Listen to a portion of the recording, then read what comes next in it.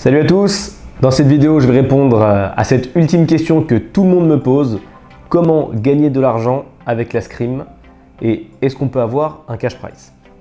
Comme d'habitude, si vous êtes tombé sur cette vidéo par hasard et que vous ne savez pas du tout de quoi on parle, faites un tour donc sur la chaîne YouTube et consultez la vidéo présentation dont je mettrai le lien dans la description.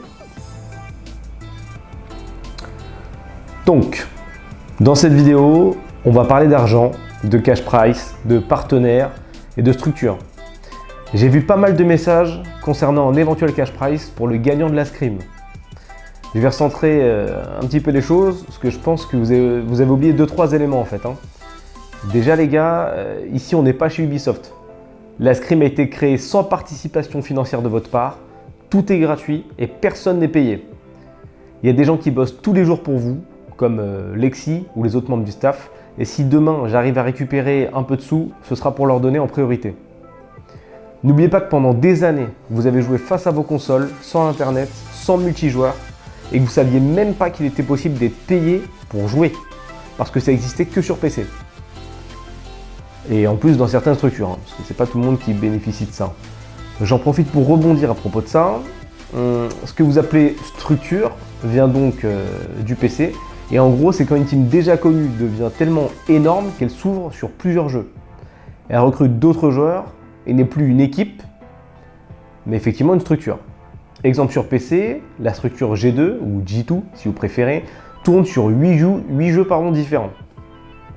Et son équipe Counter-Strike participe tout au long de l'année à des tournois qui peuvent rapporter donc des centaines de milliers de dollars. Je vais vous mettre un petit chiffre pour que vous soyez au courant, pour ceux qui ne savent pas. Les joueurs sont payés donc plus de 4 000 € par mois, ça passe. Ils ont des maillots à leur nom, logique. Tous les déplacements en LAN sont payés, évidemment. Et les événements auxquels ils participent sont énormes. Les gars, sur PS4, il n'y a aucun tournoi équivalent à ce genre de choses. Du coup, ce que vous appelez des structures n'a pas grand-chose à proposer. La seule chose qu'elles risquent de vous apporter, donc, c'est une bannière Twitter à leur nom, à leur couleur, leur logo. Et surtout, comme je l'ai dit au début, elles vont vous imposer leur nom, forcément, parce qu'elles n'ont rien à tirer d'une récupération, d'une collaboration en fait, avec vous. Sur PS4, sur Rainbow, il n'y a pas grand chose à faire. Donc pour le coup, vous allez juste offrir votre niveau. Vous allez offrir votre niveau et votre groupe, tout ça pour porter le nom de quelqu'un d'autre. Donc au lieu de vous embêter à jouer sous les couleurs de quelqu'un d'autre, créez vous-même vos teams et faites-les évoluer. Vous voulez gagner de l'argent avec la Scream? Je vais vous expliquer comment on va faire les gars. Première chose à savoir, en général, lorsqu'il y a une LAN ou un tournoi internet comme la Scream, c'est pas le créateur du tournoi donc, qui paye de sa poche les cash price, mais c'est des partenaires, des sponsors, des grandes marques qui vont donner des sous ou du matériel pour vous. Vous voulez des sous, donc vous voulez des partenaires. Alors il faut leur donner envie de venir. Vous voulez leur donner envie de venir et de vous payer des trucs. Donc il faut leur prouver que vous en valez la peine. Et si vous voulez prouver que vous en valez la peine, il faut vous investir plus dans vos équipes, les rendre solides. Il y a un truc que tout le monde a oublié ou que personne ne sait, c'est que lorsqu'un événement prend un peu d'ampleur sur un jeu, les éventuels partenaires s'intéressent à l'événement. Même si on n'est que 300 ou 400, ça les intéresse. Et ils viennent voir à quoi ça ressemble.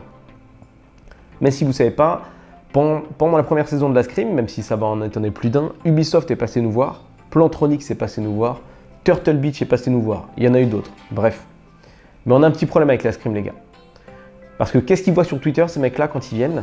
Parce qu'il ne faut pas croire, il y a des mecs qui sont payés chez ces grandes marques là et qui s'occupent des réseaux sociaux. Ça s'appelle des community managers et c'est eux qui checkent et qui sont en rapport avec les gars de la promotion. Et qu'est-ce qu'ils voient donc quand ils se baladent sur notre Twitter ou sur Discord? Des gens qui parlent mal. Voilà ce qu'ils voient. Des gens qui s'insultent ou des gens qui sont ultra négatifs. Et surtout des équipes qui changent de joueurs toutes les 2 secondes. Donc les gars, si vous voulez que ça aille quelque part et si vous voulez gagner des sous, il faut changer votre manière de faire et vous structurer. Encore une fois, je ne vous parle pas de trouver les pseudo-structures qui traînent sur PS4, je vous parle de vous organiser, c'est tout. Vous voulez être payé comme des professionnels, comportez-vous comme des professionnels. Soyez stable, faites faire des manières professionnelles par des graphistes ou qui vous voulez, des logos professionnels et exprimez-vous sur Twitter, sur les réseaux sociaux comme des pros et réagissez comme des pros. Et à ce moment-là, je pourrais aller voir donc les grandes marques, les éventuels partenaires et leur dire « Regardez, ces mecs-là, ils sont carrés, ils sont organisés et même s'ils sont jeunes, ils en valent le coup. Et c'est pour ça que j'ai monté un projet pour eux. Parce que n'oubliez pas les gars, vous êtes en majorité des mineurs.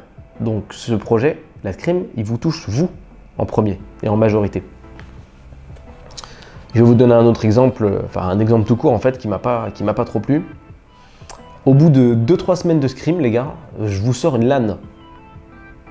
Qui fait ça les gars en fait? Qui a fait ça pour vous? Personne il me semble. Hein. Donc je vous sors une LAN, donc j'ai été content, hein. Je me suis dit tiens ça va plaire, c'est cool. Et qu'est-ce que j'ai? J'ai tous les mineurs qui s'insurgent et des insultes. Waouh! Donc les gars, au lieu de voir le mal partout, réfléchissez un peu. Et au lieu de vous dire oh c'est un bâtard, il fait une LAN et il interdit aux mineurs, ouais il nous aime pas, réfléchissez 2 secondes les mecs. Réfléchissez 2 secondes, prenez un peu de recul et dites-vous plutôt bah il a rien contre nous mais c'est peut-être qu'il n'a pas eu le choix. Allez, ça sera peut-être bon pour la prochaine. Ou on va lui dire, on va lui envoyer un petit message gentil pour lui expliquer.